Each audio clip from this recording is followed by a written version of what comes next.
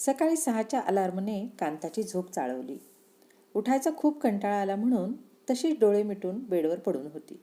विचार आला, चला जरा वेळ देऊया का ताणून. तसाही आता कोणाचा डबा नाहीच.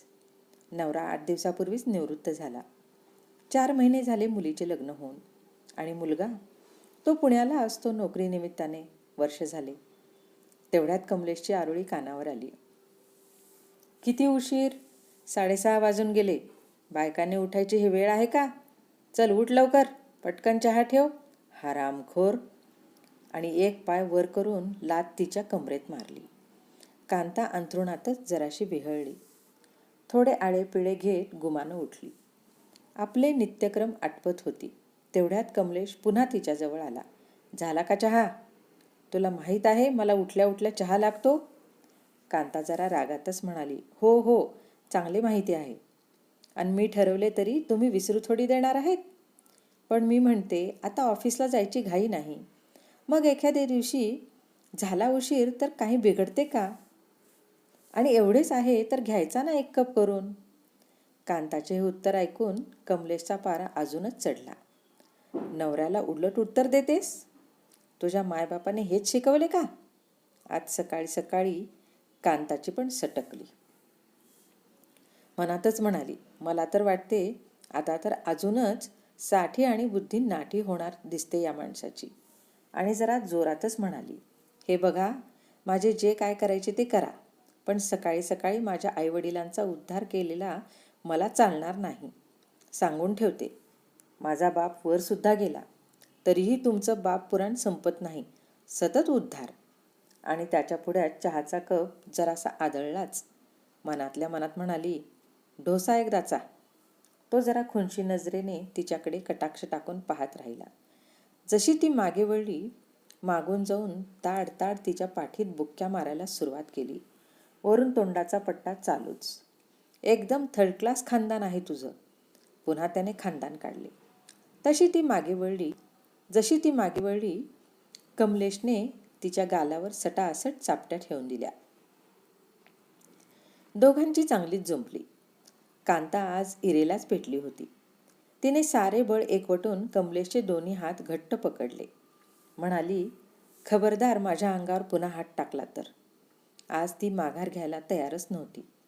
त्याने झटका देऊन हात सोडवून घेतले.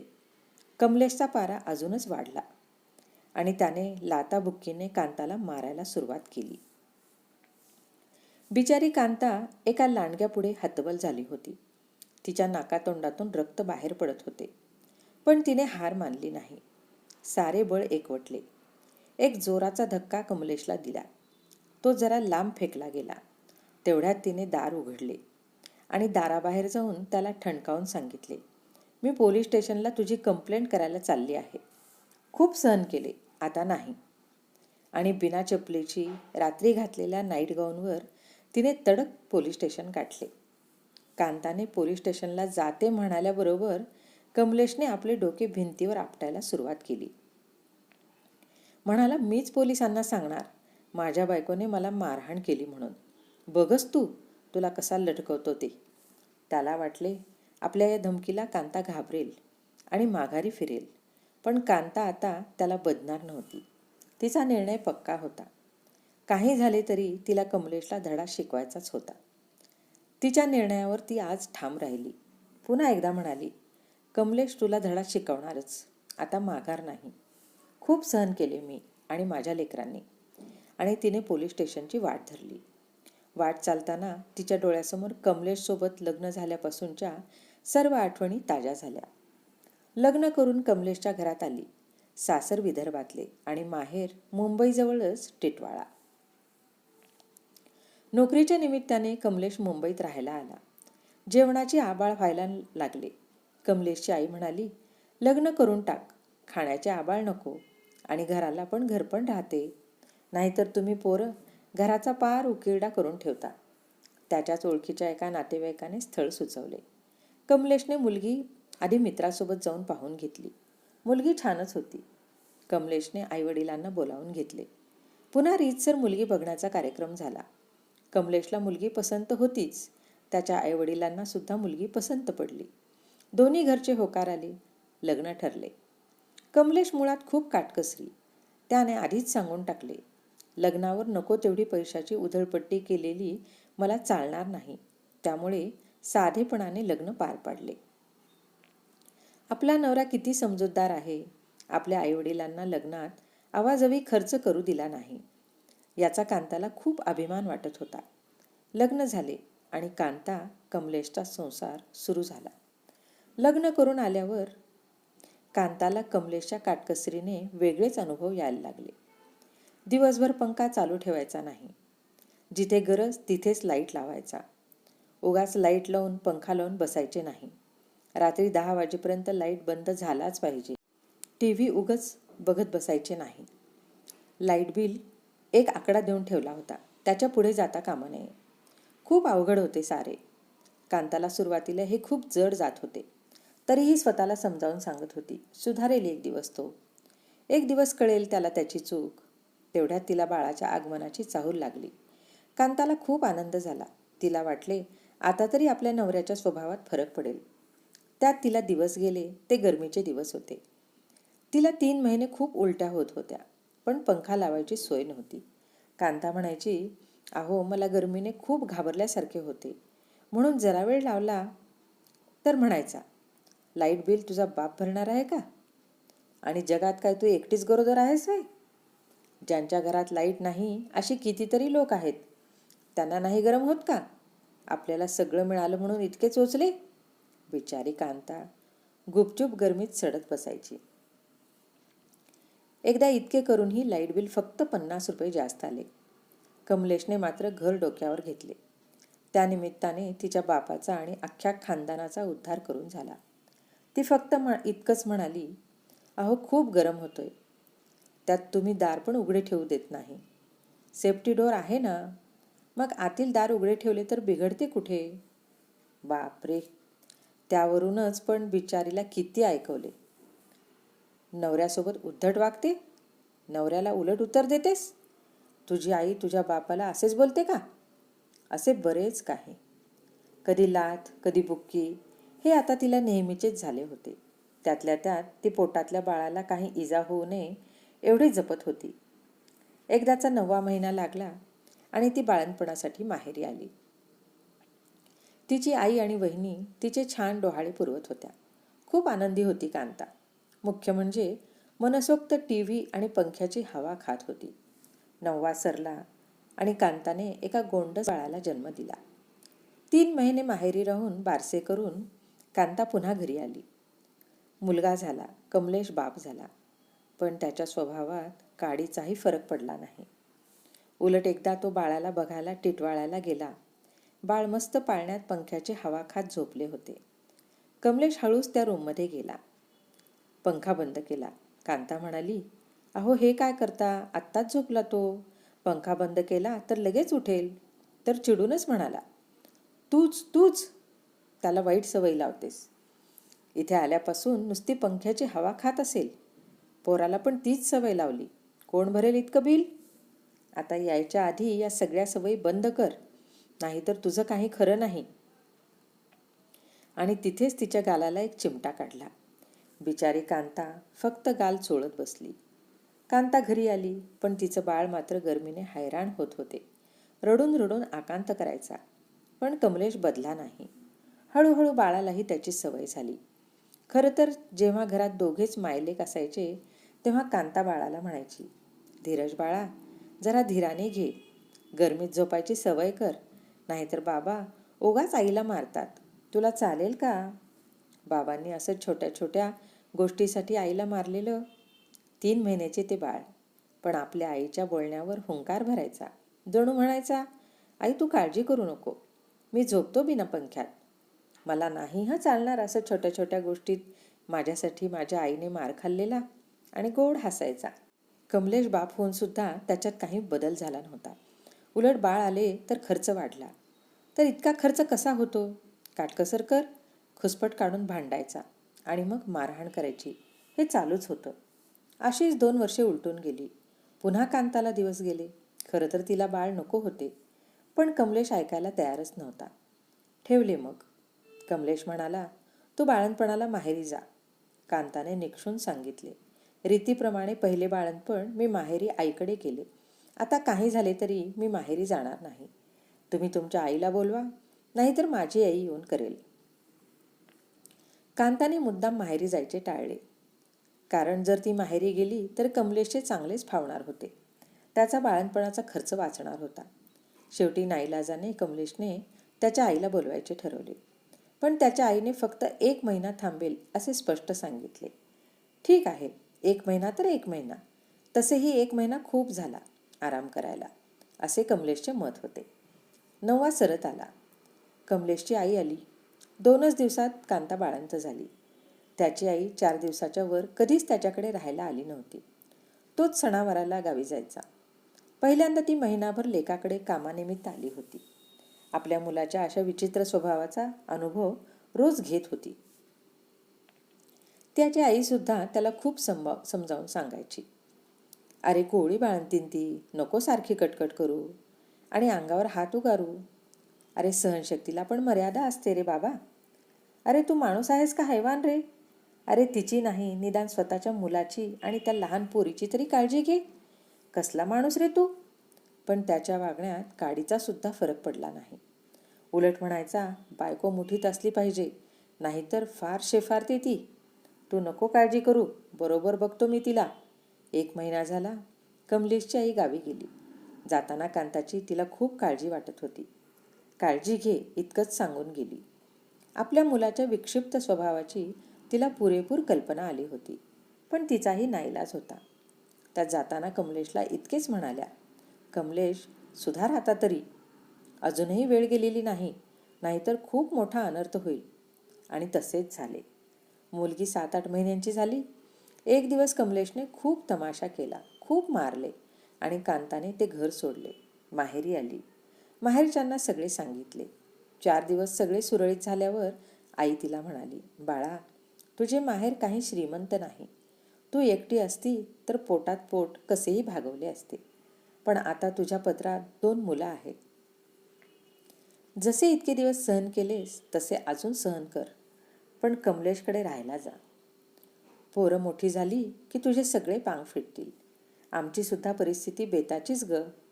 जा बाळा तुझ्या घरी जा. आणि ती 2 मुलं घेऊन पुन्हा नवऱ्याकडे राहायला आली. त्याची कटकट मारणे चालूच होते. दिवस उगवत होता आणि मावळत होता. पण कमलेशमध्ये काहीच बदल नाही. आपलं नशीब समजून कांता दिवस काढत होती. पण आज तिच्या सहनशक्तीचा अंत झाला होता आणि धाडस करून पोलीस स्टेशन गाठले. सकाळी सकाळी अगदी नाईट गाऊनवर एक 50-52 वयाची स्त्री, पायात चप्पल नाही, नाकातोंडातून येत असलेले रक्त. पोलीस अचंबित झाले. धापा टाकत नाकातोंडाचे रक्त पुसत कांता म्हणाली, सर मला तक्रार द्यायची आहे. सर माझी तक्रार नोंदवून घ्या प्लीज सर. आणि तिने पोलिसांपुढे हात जोडले. पोलिसांनी तिला बसवले. म्हणाले, ताई खूप रक्त येत आहे. थोडे तोंडावर पाण्याचे हबके मारा. जरा वेळ बसा. तिच्या हातात पाण्याची बाटली दिली. हलका पाण्याचा हबका चेहऱ्यावर मारून त्यातलंच ती घोटभर पाणी प्याली. मग पोलिसांनी विचारपूस करायला सुरुवात केली. सांगा ताई काय झाले. कोणाविरुद्ध तक्रार करायची आहे आणि का. सर माझ्या नवऱ्याविरुद्ध. पोलीस म्हणाले, ताई तुम्ही 50शीच्या जवळपास दिसता. किती वर्षे झाली लग्नाला. आणि आज अचानक असे काय घडले की तुम्हाला नवऱ्याविरुद्ध तक्रार करायची आहे. आणि हा इतका मार कसा लागला. ती सांगू लागली. खरं तर कमलेशला निवृत्त होऊन जेमतेम 7-8 दिवसच झाले. 9-10 तास ऑफिस निमित्ताने बाहेर राहायचा. तेवढीच डोक्याला शांतता. आता दिवसभर घरीच. आज उठताच नेहमीच्या स्वभावानुसार माझ्या कमरेत बेडवरच एक लाथ मारली आणि कटकट करायला सुरुवात केली. साध्या साध्या गोष्टीवरून खुसपट काढून भांडण उकरून काढणे आणि मग मारहाण करणे. आधीपासून त्याचा तो स्वभावच होता. 4च महिन्यापूर्वी अर्चना आमची मुलगी तिचे लग्न झाले. खरं तर नवऱ्याच्या अशा वागण्यामुळेच मी योग्य स्थळ शोधून आपल्या लेकीचे लवकरच लग्न करून दिले होते. मुलगी जेमतेम BA झाली आणि मी या मोठ्या जबाबदारीतून मोकळी झाले. सर वयात आलेल्या मुलांना केलेली मारहाण मला खूप त्रासदायक व्हायची, कारण कमलेश बऱ्याच वेळा मुलांवर सुद्धा हात उगारायचा. मी भोगले, निदान लेकराची तरी यातून सुटका व्हावी असाच विचार यायचा मनामध्ये.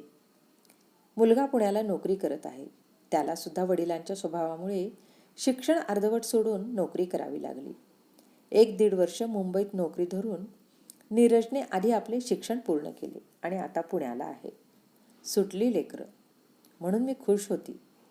पण आता माझी बाजू घ्यायला, कमलेशला मारहाणीपासून थांबवायला घरात कोणीच नाही.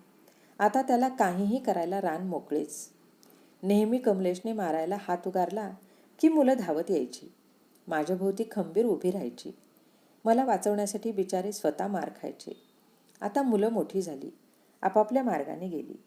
खरं तर मीच मुद्दाम त्यांना त्यांचे वेगळे मार्ग निवडायला सांगितले आणि कमलेशचे चांगलेच फावले. आज पुन्हा सकाळी सकाळी त्याने क्षुल्लक कारणावरून खूप मारहाण केली.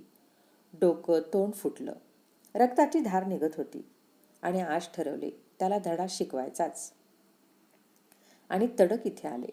पोलीस स्टेशनमधून पहिला फोन तिने भावाला लावला. टिटवाळ्यावरून भाऊ ताबडतोब आला. त्याने पुण्याला भाच्याला आणि 40गावला भाचीला फोन लावला आणि त्यांच्या बापाचे कारनामे सांगितले. पोलिसांनी कांताचे म्हणणे ऐकून गुन्हा नोंदवून घेतला. तिचे मेडिकल केले आणि आपला मोर्चा कमलेशच्या घराकडे वळवला. कमलेश डोक्याला पट्टी बांधून घरात बसला होता. पोलिसांनी त्याचेही मेडिकल केले. त्याला जरा जास्तच मार लागला होता, त्यामुळे त्याला सरकारी दवाखान्यात ॲडमिट केले. तोवर नवीनच लग्न झालेले जावई आणि मुलगी 40गाववरून निघाले आणि मुलगा पुण्यावरून. 3 तासात मुलगी पोहोचली. आईने फोन केला. त्या नंबरवर कॉल केला. पोलिसांनी उचलला. तिच्या आईला दिला. आईने स्पष्ट सांगितले, मी गाऊनवर आहे, नवीनच जावई आहेत, ते काय म्हणतील. त्यात जागोजागी मला मार लागला आहे, तोंड सुजलं आहे. त्यांच्यासमोर अशा अवस्थेत मी येऊ शकत नाही. त्यामुळे त्या मुलीला म्हणाल्या, तू परत 40गावला निघून जा. मग तिने आपला मोर्चा बाप ॲडमिट असलेल्या सरकारी दवाखान्याकडे वळवला. पण बापाने तिला घराची किल्ली द्यायला आणि भेटायला स्पष्ट नकार दिला. शेवटी बिचारी आली तशीच परत गेली. सासरच्या लोकांसमोर माहेरची अजून शोभा नको. थोड्या वेळातच पुण्यावरून मुलगा आला. आधी वडिलांकडे गेला. त्याने वडिलांना घराची किल्ली मागितली. कमलेशने आधी नकार दिला. मुलगा म्हणाला, मला किल्ली द्या, मला घरी जावेच लागेल, कुठे जाऊ मी. मग त्याने किल्ली दिली. पण त्याला स्पष्ट सांगितले, काही झाले तरी ती बाई तुझी आई मला माझ्या घरात नको. मुलगा शांतपणे म्हणाला, नाही येणार, मी एकटाच जातो, विश्वास ठेवा. आणि किल्ली घेऊन तसाच पोलीस स्टेशनला गेला. आईला भेटला. म्हणाला, चल आई, आपल्या घरी. आई म्हणाली, धीरज, काही झाले तरी मी त्या घरात पाय ठेवणार नाही. माझा निर्णय झाला आहे. मुलगा म्हणाला, आई तू नक्की त्या घरात जाऊ नको. थोडे दिवस जा मामाकडे, मी तोवर भाड्याने घर घेतो. मग माझ्याबरोबर पुण्याला चल, पण त्याआधी घरी चल. स्वच्छ हातपाय धुवू, जरा फ्रेश होऊन साडी नेसून आणि तुझे कपडे घेऊन मग जा. अशी गाऊनवर आणि बिना चप्पलची नको जाऊ. चल आई. आणि तो जबरदस्तीने आईला घरी घेऊन आला. घरी आली, फ्रेश झाली, साडी नेसून बॅग भरून देवापाशी दिवा लावला आणि कायमचा उंबरा ओलांडायचे पुन्हा धाडस केले. इतकेच म्हणाली, धीरज, तू स्वतःच्या पायावर उभे राहायची वाट पाहत होते. तुझी आजी म्हणायची, मुलं मोठी झाली की तुझी पांग फिटतील. फिटले माझे पांग. आता मी मोकळी. आता मी मेले तरी मला पर्वा नाही. तो म्हणाला, आई असे अभद्र बोलू नको ग. आमच्या बापाला नाही, पण आम्हाला तू हवी आहेस. मी तुझा धीरज तुला वचन देतो. मी तुला कधीच अंतर देणार नाही. आई, खूप भोगले आपण, आता नाही. आता तो भोगेल. राहा म्हणावे आता एकटे, पैसा पैसा करत. पुन्हा म्हणाला, आई, उशिराने का होईना, पण तू केलेल्या धाडसाला माझा त्रिवार सलाम, त्रिवार सलाम. आणि कमलेश, तो कोर्टात फेऱ्या मारतोय. एक दिवस त्याला नक्की शिक्षा होईल. याच एका क्षणाची सगळे वाट पाहत आहेत. रसिक श्रोते हो, ही कथा तुम्हाला आवडली असेल तर लाईक करा, शेअर करा, सबस्क्राईब करा आणि एक गोड कमेंट द्यायला विसरू नका. जय श्रीराम.